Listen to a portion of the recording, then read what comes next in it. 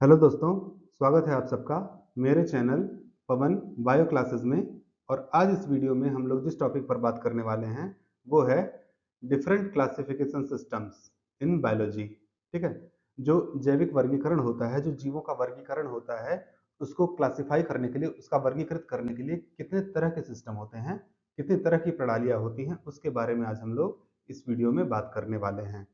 Okay, तो आइए शुरू करते हैं। तो फ्रेंड्स, सबसे पहले बात करते हैं कि जितने भी जीव हैं, जीव के जितने भी प्रकार हैं, जीवों के, सजीवों के, ठीक है, जितने भी लिविंग सिस्टम्स हैं, उनको कितने तरह से, मतलब कितने पार्ट्स में हम लोग बांट सकते हैं, कितने तरह से सिंप्लीफिकेशन, मतलब एक आसान तरीके से हम कैसे डिवाइड कर सकते हैं। एक छोटा सा चार्ट मैंने बनाने की कोशिश की है। आप लोग इस चार्ट पर ध्यान दें तो आप समझ जाएंगे आसानी से कि हम लोग उन्हें कैसे क्लासीफाई कर सकते हैं। तो सबसे पहले अगर हम बात करें कि जितने भी हमारे ऑर्गेनिजम्स हैं, जितने भी जीव हैं, ठीक है, उनको मेनली दो कैटेगरीज में बांटा जा सकता है।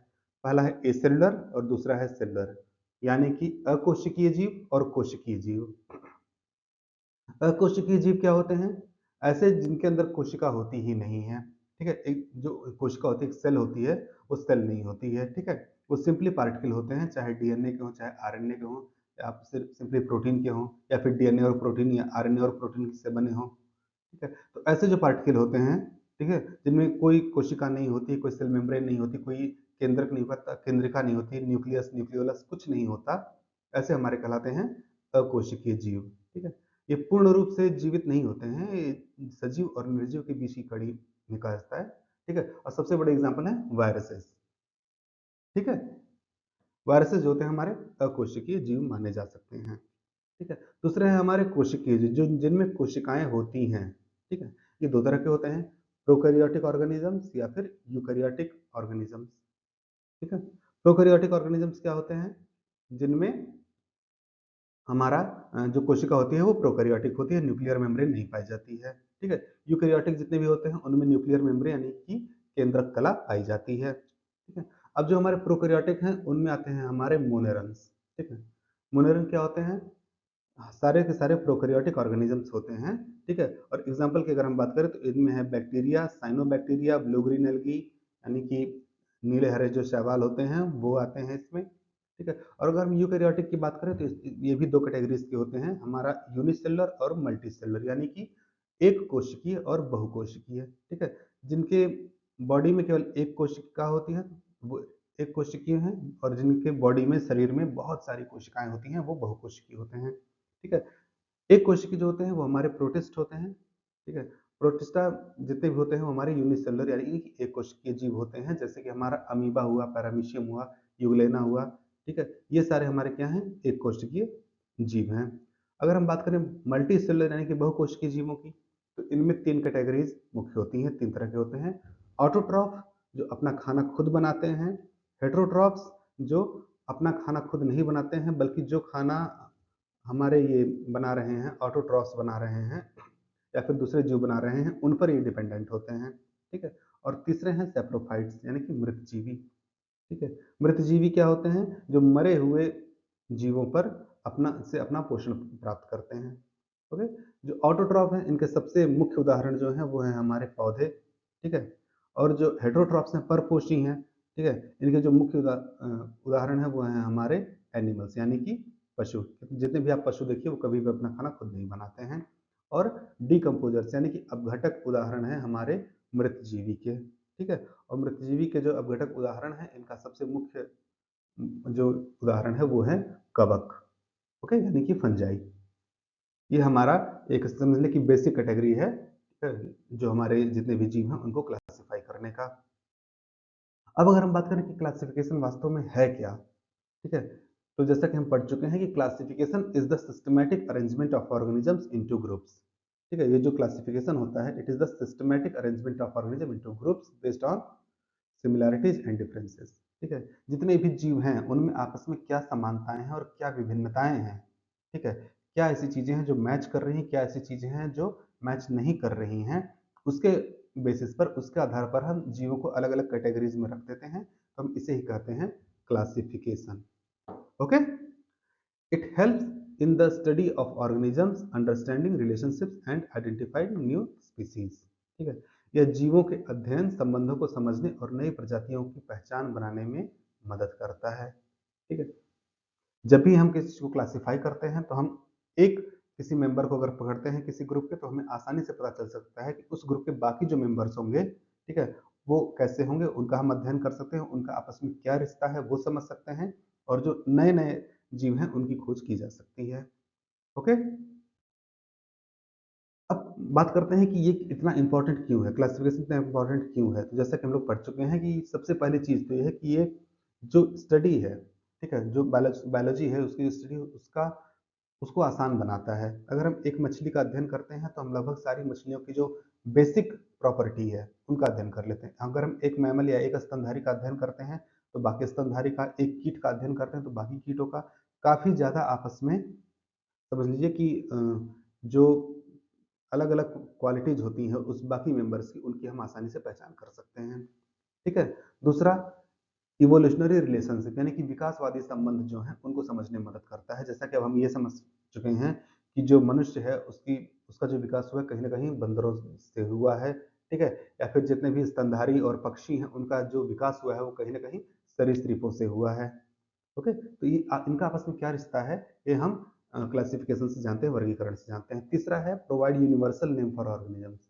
हर एक जीव को यह क्लासिफिकेशन एक ऐसा नाम देता है जो ऑल ओवर वर्ल्ड, पूरी दुनिया में जाना जाता है। जैसे कि जो हमारा आम है, ठीक है? उसको मैंगीफेरा इंडिका पूरी दुनिया में जाना जाता है। तो जो हम सीताफल कहते हैं या फिर कद्दू कहते हैं, उसे हम क्या कहते हैं? कुकुरबिटा मैक्सिमा, वो जाना जाता है पूरी दुनिया में। होमो सेपियंस जो मानव है, पूरी दुनिया में साइंटिस्ट इसी नाम से जानते हैं। तो हर एक जीव को सार्वभौमिक नाम प्रदान करता है, यूनिवर्सल नेम प्रोवाइड करता है। ठीक है? और जो नए-नए जीव हैं, उनकी पहचान आसानी से की जा सकती है। आपको कोई नया जीव मिला, आप उसके लक्षण देख कर के बता सकते हैं कि इसे किस कैटेगरी, किस ग्रुप में रखा जाना चाहिए। ओके? तो इसमें हमारा क्लासिफिकेशन मदद करता है। अब बात करते हैं कि जो अलग-अलग प्रणालियाँ हैं, वो कितने तरह की प्रणालियाँ हैं। तो जितने भी हमारे जीव हैं, ठीक है? उनके मुख्य रूप से मतलब 4 तरह के सिस्टम जो बनाए गए हैं, ठीक है? उसके बेसिस पर उनको कैटेगराइज़ किया गया है। पहला क्या है हमारा, 3 डोमेन सिस्टम, ठीक है? उनके जितने भी जीव हैं, उनके मॉलिक्यूल्स यानी कि उनके बॉडी के जो मॉलिक्यूल्स हैं, उनमें क्या समानताएँ और क्या विभिन्नताएँ हैं, इस आधार पर हम उन्हें क्लासिफ़ाई करते हैं। दूसरा है हमारा 3 किंगडम सिस्टम, ठीक है? ये क्या करता है, बेसिक ग्रुपिंग करता है, जस्ट मॉर्फोलॉजी देख कर के ये एक ऊपरी संरचना देख कर के सजीव जितने भी होते हैं, उनको कैटेगराइज़ कर देता है, ठीक है? अलग-अलग समूहों में बाँट देता है। लेकिन इसमें क्या है कि ये जब थ्री किंगडम सिस्टम था, तो इसमें जितने भी प्रोकैरियोट हैं, वो इंक्लूड नहीं किए गए थे। फिर आता है फाइव किंगडम सिस्टम क्लासिफिकेशन, ठीक है? ये सबसे ज़्यादा वैल्यू एडेड है, सबसे ज़्यादा माना जाता है, ठीक है? ये सबसे ज़्यादा व्यापक है, बहुत सारे लोग इसी सिस्टम को मानते हैं, ठीक है? लेकिन इस सिस्टम में एक प्रॉब्लम है कि इसमें जो मॉलिक्यूलर क्लासिफिकेशन है, ठीक है? जो आणविक संरचना के बेस पे कैटेगराइज़ेशन है, वो इसमें नहीं आता। और अगला है हमारा सिक्स किंगडम सिस्टम क्लासिफिकेशन, ठीक है? यानी कि 6 जगत प्रणाली। ठीक है? इसमें क्या है हमारा जो आणविक और संरचनात्मक, यानी कि हम बॉडी स्ट्रक्चर तो देखते ही देखते हैं, उसके अलावा जो स्ट्रक्चरल डिफरेंस है, जो संरचनात्मक विभिन्नताएँ हैं, समानताएँ हैं, उनके आधार पर भी हम बाँटते हैं। हम हर एक सिस्टम का अध्ययन करेंगे। ओके? दोस्तों, सबसे पहले बात करते हैं जो थ्री डोमेन सिस्टम क्लासिफिकेशन है, यानी कि 3 डोमेन प्रणाली है, उसके बारे में, ठीक है? तो ये 3 डोमेन सिस्टम है, इसको जो प्रपोज़ किया गया था सबसे पहले कार्ल बोस ने किया था, ठीक है? 1990 में, ठीक है? इसमें उन्होंने क्या कहा था? इसमें उन्होंने कहा था कि जो भी हमारे जीव हैं, जितने भी जीव हैं, ठीक है? उनके अंदर एक विशेष अणु पाया जाता है जिसे हम आरआरएनए कहते हैं, ठीक है? आरआरएनए कहते हैं। तो इस आरआरएनए का जो सीक्वेंस है, उसके आधार पर, ठीक है? और जो कोशिकाओं की संरचना है, उसके आधार पर हम जीवों को बाँटते हैं, ठीक है? तो उन्होंने मुख्य रूप से 3 डोमेन में सारे जीवों को बाँट दिया था। हमारा आर्किया, ठीक है? जिसमें कि हमारे प्रोकैरियोटिक ऑर्गेनिज़्म आते हैं जो कि एक्सट्रीम कंडीशन में रहते हैं, ठीक है? हाई टेम्परेचर कंडीशन में, कि उच्च तापमान वाले में, ठीक है? हाई साल्ट कंसंट्रेशन, जिसमें बहुत ज़्यादा साल्ट कंसंट्रेशन हो, ठीक है? जैसे गहरे समुद्रों में, ऐसे जो जीव हैं, ऐसे जो प्रोकैरियोटिक ऑर्गेनिज्म हैं, वो हमारे आर्किया में आते हैं। ठीक है? अगला डोमेन है हमारा बैक्टीरिया, जिसमें जो भी हमारे प्रोकैरियोटिक ऑर्गेनिज्म ही आते हैं, लेकिन इनकी जो हैबिटेट होती है वो डाइवर्स होती है। यानी कि ये लगभग समझ लीजिए हर जगह पाए जाते हैं। ठीक है? ये एक्सट्रीम कंडीशन के अलावा जो नॉर्मल कंडीशन है, उसमें भी पाए जाते हैं। हवा, पानी, ज़मीन, ठीक है? लगभग हर जगह जहाँ भी आप इमेजिन कर सकते हैं, ये बैक्टीरिया पाए जाते हैं। ये नॉर्मल बैक्टीरिया होते हैं। और यूकैरिया, ठीक है? इसमें सारे के सारे यूकैरियोटिक ऑर्गेनिज्म पाए जाते हैं। ओके? जैसे कि हमारे जो भी प्लांट्स हुए, एनिमल हुए, फंजाई हुए, प्रोटिस्ट हुए, ठीक है? सारे के सारे यूकैरियोटिक जीव, ठीक, इसी हमारे यूकैरिया में पाए जाते हैं, 3 डोमेन सिस्टम में। ओके? अगला है हमारा 3 किंगडम सिस्टम, यानी कि 3 जगत प्रणाली। ये क्या होता है? इसको अर्नेस्ट हैकल ने, ठीक है, 1866 में, अर्नेस्ट हैकल ने 1866 में इसे इंट्रोड्यूस किया था, इसे प्रस्तुत किया था। ठीक है? इसके आधार पर क्या किया जाता है कि हम केवल संरचना देखकर, किसी जीव की संरचना देखकर और वो किस तरह से खाना खा रहा है, वो देख करके हम जीवों को बांटते हैं। ओके? तो 3 जगत में वो जीव बाँटे गए हैं। सबसे पहला है हमारा प्लांटी, किंगडम प्लांटी। इसमें क्या किया गया था कि जितने भी फोटोसिंथेटिक ऑर्गेनिज़्म थे, जिसमें जो प्रकाश संश्लेषण करते थे, अपना भोजन खुद बनाते थे, वो सारे जीव रखे गए। ठीक है? इन्हें हम कहते हैं पादप जगत। ठीक है? दूसरे हैं हमारे एनिमेलिया। ठीक है? किंगडम एनिमेलिया, इसमें क्या किया था, जितने भी हमारे हेटेरोट्रॉपिक ऑर्गेनिज़म्स थे, ठीक है? जो अपना खाना खुद नहीं बना पाते, ठीक है? उसमें हमारे इन जीवों को रखा है, जिन्हें हम कहते हैं जंतु या विषमपोषी जीव। ठीक है? प्रोटिस्टा, ठीक है? यानी कि ऐसे ऑर्गेनिजम्स, ठीक है, जिनके अंदर केवल एक कोशिकाएं होती हैं, सिंगल सेल होती हैं, ठीक है, वो सारे यूकेरियोट्स हमारे प्रोटिस्ट में आते हैं। ओके? लेकिन इस जो किंगडम सिस्टम है, इसकी एक प्रॉब्लम है, इसकी एक लिमिटेशंस थी कि ये अच्छी तरह से प्रोकैरियोट्स को क्लासिफाई नहीं कर सका। ठीक है? जितने भी हमारे प्रोकैरियोट्स हैं, उनको अच्छी तरह से वर्गीकृत नहीं कर पाए कि कहाँ रखे जाएं, क्यों रखे जाएं। ठीक है? तो ये इस किंगडम सिस्टम की, ये इस प्रणाली का यही लिमिटेशन था। ओके? अब अगर हम बात करें कि 5 जगत प्रणाली, ठीक है, जो 5 किंगडम सिस्टम है, ये इसको आर.एच. विट्टाकर ने प्रपोज किया था, कब? 1969 में आर.एच. विट्टाकर ने इसे प्रस्तावित किया था। ठीक है? और इसके आधार पर जितने भी जीव हैं, उनको 5 जगत में बांटा गया है। ठीक है? पहला है हमारा मोनेरा, जिसमें वो प्रोकैरियोट्स आते हैं जो बैक्टीरिया, साइनोबैक्टीरिया होते हैं, वो सारे प्रोकैरियोट्स हैं।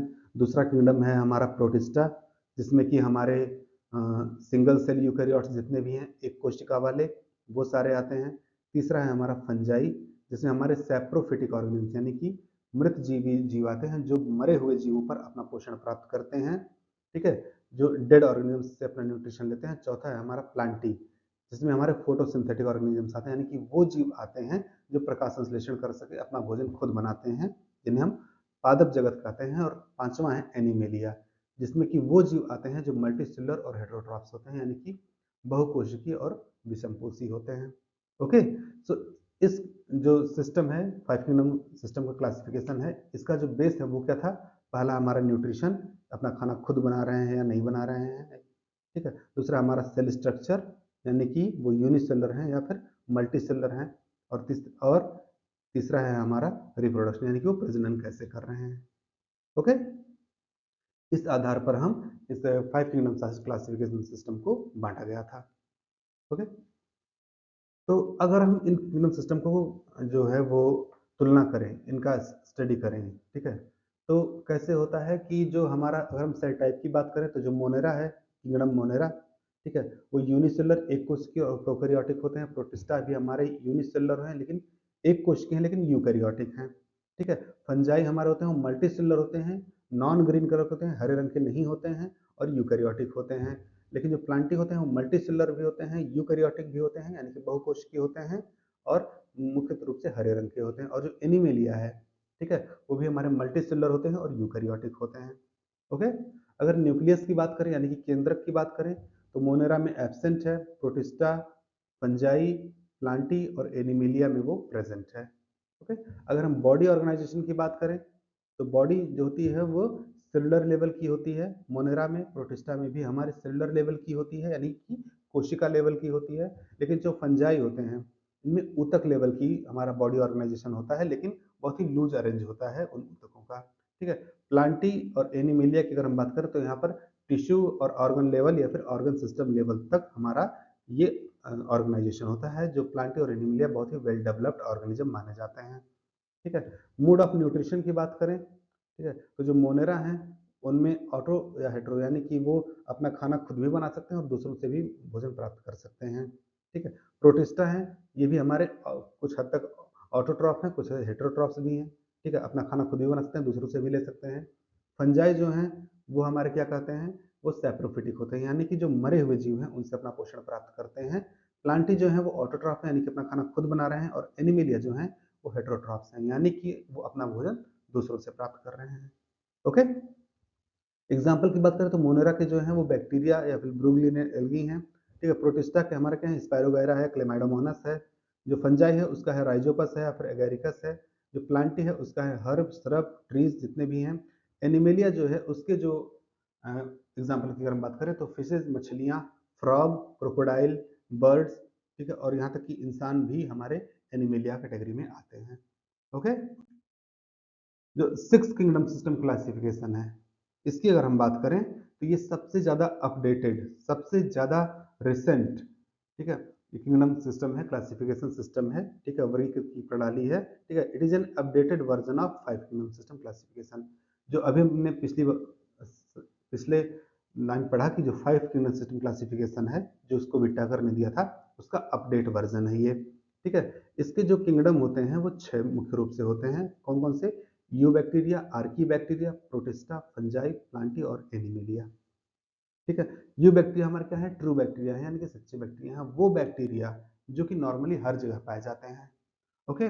जो आर्की बैक्टीरिया हैं वो हमारे एक्सट्रीमोफाइल्स होते हैं, यानी कि ऐसे बैक्टीरिया जो एक्सट्रीम कंडीशन में मिलते हैं। ठीक है। एक्सट्रीमोफाइल्स का मतलब होता है बहुत ही ऐसे कंडीशन जिसमें कि सामान्य जीव नहीं रह सकता।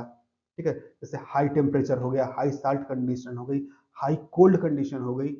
ठीक है। जहाँ पर एक सामान्य जीव नहीं रह सकता वहां पर ये जीव रहते हैं।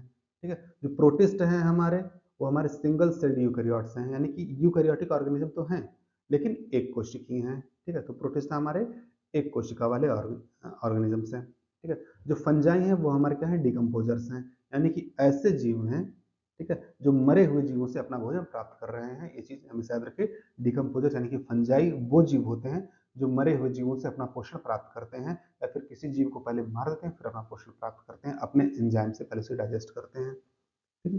प्लांटी यानी कि फोटोसिंथेटिक ऑर्गेनिजम्स, यानी कि ऐसे जीव जो अपना भोजन खुद बनाते हैं प्रकाश संश्लेषण की प्रक्रिया द्वारा, यह भी बहुकोशिकीय होते हैं। और एनिमिलिया यानी कि मल्टीसेलुलर हेटेरोट्रॉफ्स, यानी कि ऐसे जीव जो बहुकोशिकीय हैं लेकिन अपना भोजन दूसरे जीवों से प्राप्त करते हैं। ठीक है। ये है हमारे जंतु, ये है six kingdom system classification. Okay. तो दोस्तों, एज अ कंक्लूजन यही कहा जा सकता है कि जो क्लासिफिकेशन सिस्टम है, ठीक है, classification system have evolve to better understand biodiversity. ठीक है। जो बायोडाइवर्सिटी है, जो अलग अलग तरह के जीव हैं, तमाम तरह के जीव हैं, उनको और अच्छे से समझने के लिए ये जो क्लासिफिकेशन सिस्टम, ये जो वर्गीकरण की प्रणाली है, ये बहुत ज़्यादा लाभदायक होती है। ठीक है। और each system has its merit and limitations. ठीक है। जितने भी सिस्टम है, हर एक सिस्टम, हर एक प्रणाली की अपनी अपनी कुछ ना कुछ खासियत होती है और कुछ ना कुछ लिमिटेशंस होती हैं, कुछ ना कुछ सीमाएं होती हैं। ठीक है। जो मॉडर्न क्लासिफिकेशन सिस्टम है, it integrates molecular and structure data. ठीक है। जो रिसेंट के क्लासिफिकेशन सिस्टम, इसमें क्या कहते हैं, जो मॉलिक्यूलर यानी कि हमारे बॉडी में जो मॉलिक्यूल्स हैं या फिर किसी भी जीव के अंदर जो अणु हैं उनको, और उस जीव की संरचना कैसी है उसको, उन दोनों को मर्ज करके हम क्लासिफिकेशन सिस्टम बनाते हैं। ओके। तो एग्जाम के लिए अगर जब आप जिस एग्जाम की तैयारी कर रहे हैं, अगर इस एग्जाम में आपको क्वालिफाई होना है तो आपको सबसे पहले क्या करना होगा, ठीक है, जो जितने भी क्लासिफिकेशन सिस्टम हैं उनमें क्या क्या अंतर हैं, ठीक है, क्या क्या कैटेगरीज में बांटा गया है, और हर कैटेगरी के एग्जाम्पल्स, ठीक है, जो उदाहरण दिए गए हैं उन उदाहरणों पर अगर आप ध्यान देते हैं, क्योंकि एग्जाम में कैटेगरी सिस्टम को इतने ऊपर ऊपर से नहीं पूछा जाता, उदाहरण पूछे जाते हैं। तो आप जितने ही ज़्यादा उदाहरण याद रखेंगे उतने ही ज़्यादा आपके सक्सेसफुल होने के चांसेस ज़्यादा हैं। ओके। तो फ्रेंड्स, इस वीडियो में बस इतना ही। आई होप आप लोगों को ये वीडियो अच्छा लगा होगा। अगर अच्छा लगे तो इसे अपने फ्रेंड्स के साथ भी शेयर करिए, और हमेशा याद रखिए कि B stronger than your excuses, because excuses never bring success. तो मिलते हैं अगले वीडियो में, तब तक के लिए take care and good bye.